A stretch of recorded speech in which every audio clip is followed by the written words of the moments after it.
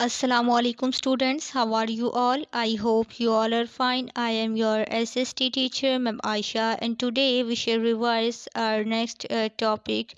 How do people affect habitats, from page number 12 to 13, related with chapter number 4, people affect habitats. Unit number 1 है हमारा the earth as a living planet, और chapter number 4 है हमारा people affect habitats, और इसी का topic है how do people affect habitats. ठीक है, यानी कि जो लोग हैं वो हैबिटेट्स को कैसे चेंज करते हैं। ठीक है, उनका उनके असरात जो हैं, लोगों का हैबिटेट्स पे असर जो है वो हम पढ़ेंगे। ये हम पहले भी पढ़ चुके हैं, तो आज हम इसकी रिवीजन कर लेते हैं। तो चलिए शुरू करते हैं। The places where people live are called their habitats. वो जगहें, ठीक है, वो प्लेसेस या वो जगहें जहाँ पे लोग रहते हैं, हम उन्हें कहते हैं कि उनकी क्या है, हैबिटेट है, यानी रिहाइश गाहें हैं। जैसे हम लोग जो है हम शहरों में रहते हैं, ठीक है, तो ये हमारे लिए हमारी क्या है, हैबिटेट है। Like other living things, they build their habitats. As a result, they change the environment of other habitats. वो कहते हैं कि जैसे दूसरी जो जिंदा चीज़ें हैं उन्हीं की तरह हम इंसान भी जो हैं अपनी हैबिटेट्स जो हैं वो बिल्ड करते हैं, यानी बनाते हैं। ठीक है, जैसे कि हम लोग जो है हमने अपनी ये जो अब सिटीज़ हैं, ठीक है, यहाँ पे हम लोग बना रहे हैं ना, हम अपनी हैबिटेट बना रहे हैं, यानी हम यहाँ पे जो है वो अपने घर बना रहे हैं, जो है स्कूल्स बना रहे हैं, ठीक है, फैक्ट्रीज जो हैं वो बनाई जा रही हैं। तो ये क्या है, हम अपनी जो हैबिटेट्स हैं उनको बिल्ड कर रहे हैं। ठीक है, तो कहते हैं कि दूसरी ज़िंदा चीज़ों की तरह हम भी जो है अपनी हैबिटेट्स जो हैं उनको बिल्ड करते हैं, रिहाइश गाहों को बिल्ड करते हैं, यानी तामीर करते हैं, बनाते हैं। तो उसके as a result they change the environment of other habitats. तो उसके नतीजे में क्या होता है कि हम लोग क्योंकि अपनी जो हैबिटेट्स हैं वो बना रहे हैं, बिल्ड कर रहे हैं, तो उसके नतीजे में जो दूसरी हैबिटेट्स हैं, ठीक है, उनका जो इन्वायरमेंट है, उनका जो माहौल है वो चेंज हो जाता है। किस वजह से, हम लोग उसको चेंज करते हैं, यानी हम जो है ना, हम इंसान उन हैबिटेट्स पे असरअंदाज होते हैं। फिर नेक्स्ट देखिए, in hotter places like a desert people live in mud houses, in polar regions people live in igloos. अब वो कहते हैं जो हॉटर प्लेसेस हैं जहाँ पे गर्मी बहुत ज़्यादा होती है, जैसे कि डेजर्ट है, रेगिस्तान है, वहाँ पे जो लोग हैं वो मड हाउसेस में रहते हैं। जो गाढ़ा गारा नहीं होता, गारा, ठीक है, गारे के बने हुए कच्चे जो मकानात हैं उनमें रहते हैं। In polar regions people live in igloos, और जो ठंडे इलाके हैं वहाँ पे लोग किस में रहते हैं, इग्लूज में रहते हैं, यानी बर्फ़ के बने हुए घरों में रहते हैं। फिर नेक्स्ट देखिए, trees are cut down to make space for farming और टू बिल्ड हाउसेज। और बताया जा रहा है कि जो ट्रीज़ हैं, ठीक है, उनको कट किया जाता है, किस लिए, ताकि जो फार्मिंग है, ठीक है, जो हमने फसलें वगैरह उगानी है उसके लिए जगह बनाई जा सके, और अपने जो हाउसेज हैं उनको बिल्ड किया जा सके। यानी ऐसा है कि दरख्त वगैरह काट दिए जाते हैं, उनकी जगह पे क्या है, या तो अपने जो फार्म है, ठीक है, वो बना लिए जाते हैं, या फिर वहाँ पे अपने जो हाउसेज हैं वो तामीर कर लिए जाते हैं। अब नेक्स्ट देखिए, land is used to make roads, airports and railroad tracks for travelling and for carrying food and other things from one place to another. वो कहते हैं कि जो लैंड है, यानी ज़मीन है, ठीक है, उसको इस्तेमाल किया जाता है रोड्स बनाने के लिए, एयरपोर्ट्स बनाने के लिए, और रेल रोड ट्रैक्स, यानी कि जो रेलगाड़ियाँ नहीं होती उनकी जो लाइंस होती हैं वो बनाने के लिए, for travelling and for carrying food, travel करने के लिए, सफ़र करने के लिए, और फूड को कैरी करने के लिए, and other things from one place to another. यानी कि हम इंसान जो है हम इस तरह से असरअंदाज हो रहे हैं कि हम जो सड़कें हैं, ठीक है, वो बना रहे हैं, यानी कि जो वैसे भी ज़मीन पड़ी हुई है, ठीक है, हम चाहते तो वहाँ पे जंगलात उगा लेते हैं, लेकिन हम ऐसा नहीं करते। हम क्या करते हैं, हम रोड्स बनाते हैं, एयरपोर्ट्स बनाते हैं, और रेल रोड्स जो हैं वो बना रहे हैं, रेल रोड ट्रैक्स जो हैं वो बना रहे हैं ज़मीन पे, ठीक है, जो खाली पड़ी है ज़मीन उस पे, ताकि हम लोग जो है वो ट्रैवल कर सकें, या फिर जो चीज़ें हैं, खाने पीने की चीज़ें या दूसरी जो इस्तेमाल की अशिया हैं उनको एक जगह से दूसरी जगह जो ले जाए जा सकें। ठीक है, अब देखिए ये ना पॉल्यूशन की डेफिनीशन है, ठीक है, ये बहुत इंपॉर्टेंट है, ये आपको जो है वो आप लर्न कर लीजिएगा। Pollution is when the environment becomes dirty and not safe to use. ठीक है, पॉल्यूशन क्या है, ये उसकी डेफिनीशन है।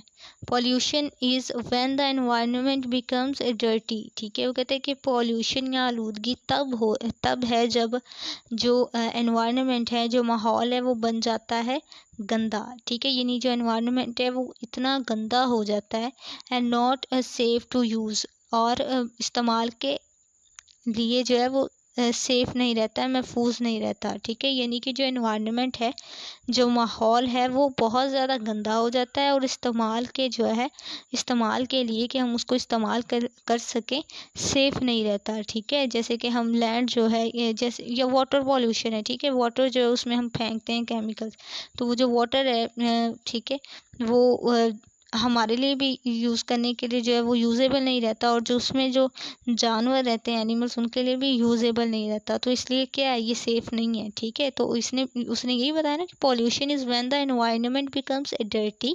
पॉल्यूशन क्या है, आलूदगी तब होती है जब जो माहौल है वो गंदा हो जाता है and not safe to use, और इस्तेमाल करने के लिए महफूज नहीं रहता।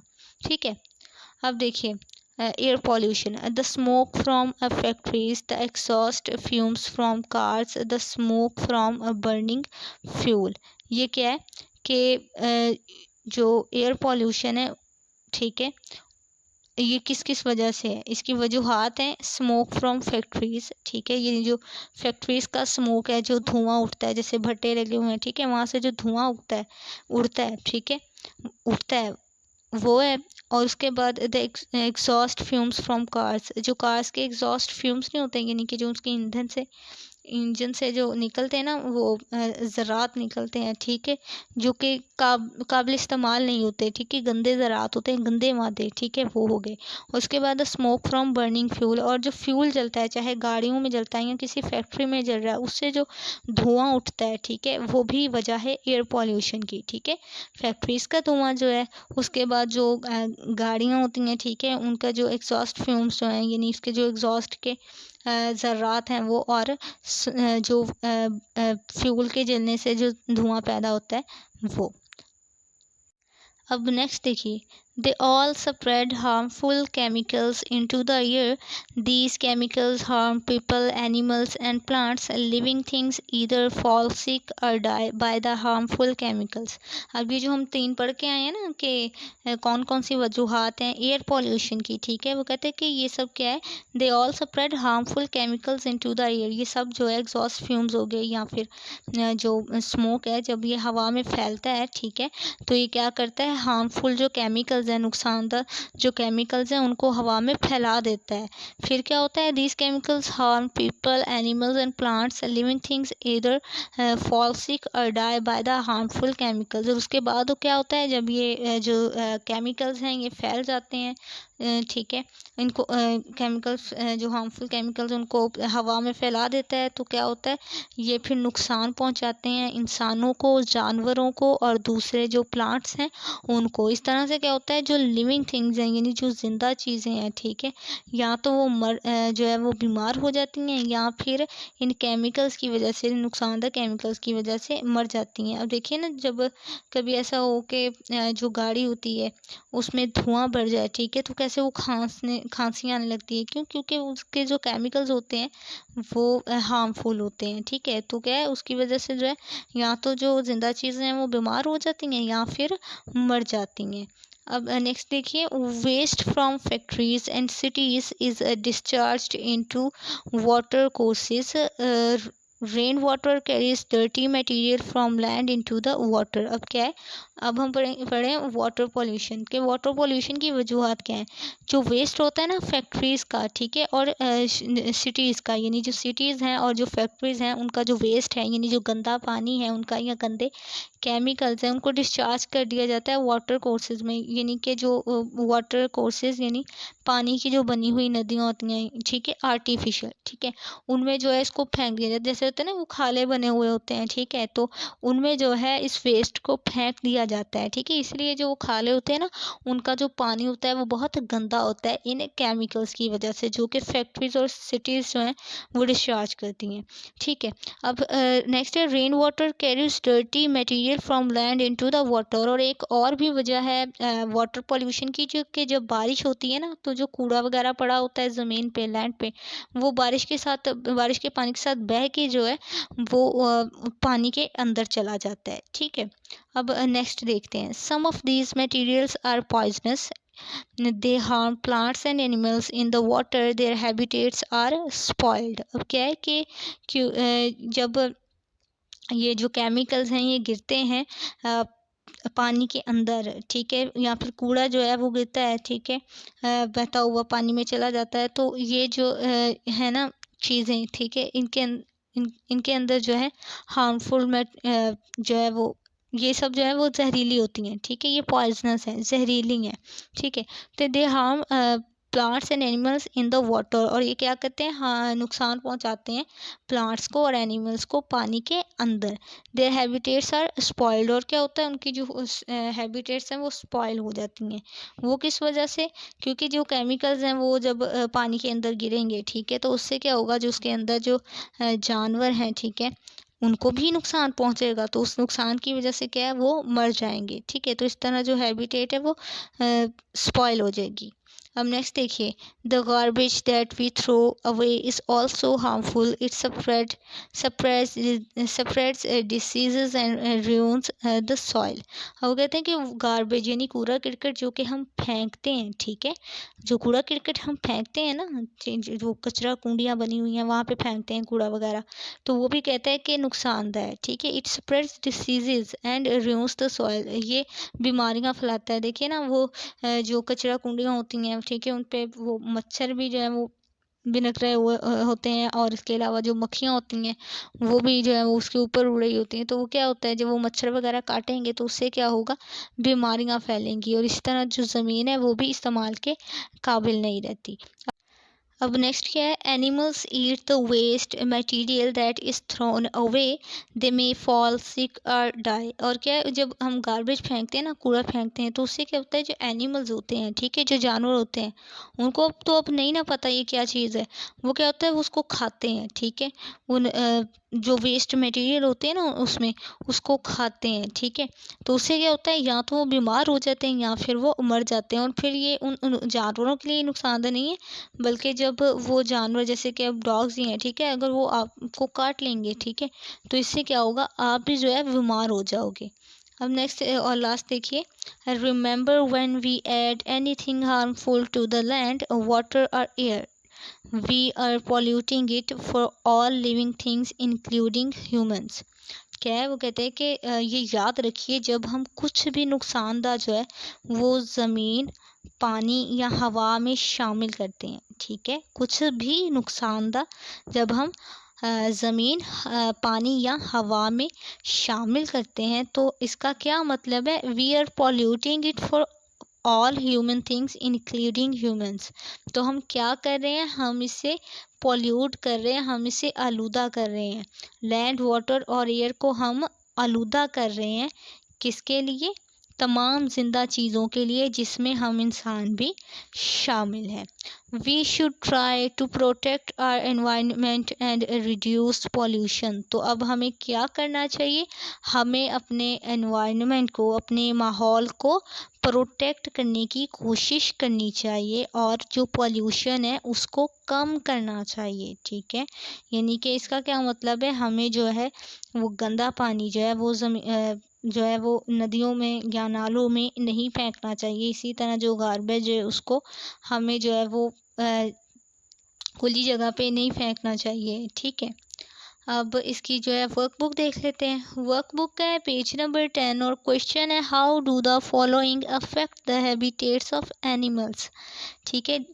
इसमें लैंड पॉल्यूशन, वाटर पॉल्यूशन और एयर पॉल्यूशन। अब आपने क्या करना है, लैंड पॉल्यूशन, वाटर पॉल्यूशन और एयर पॉल्यूशन जो है, ठीक है, इसके इफेक्ट लिख देने हैं एनिमल्स के हैबिटेट्स पे। तो चलिए देखते हैं।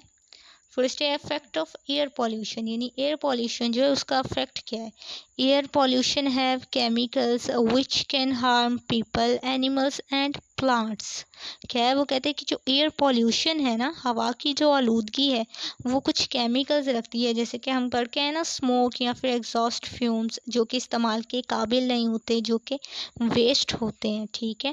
विच कैन हार्म पीपल, ठीक है, वो कहते हैं कि एयर पॉल्यूशन जो है उसके अंदर केमिकल्स होते हैं जो कि नुकसान पहुंचा सकते हैं इंसानों को, जानवरों को और पौधों को। दे फॉल सिक और die by the harmful chemicals. और क्या होता है, जब उनको नुकसान पहुंचाते हैं तो फिर या तो वो बीमार हो जाते हैं या फिर इन केमिकल्स की वजह से मर जाते हैं। अब नेक्स्ट देखते हैं अफेक्ट ऑफ वाटर पॉल्यूशन, ठीक है, यानी कि जो वाटर की पॉल्यूशन है, आबी आलूदगी है, उसके जो है इफेक्ट्स देख लेते हैं। Water gets poisonous due to dirty materials.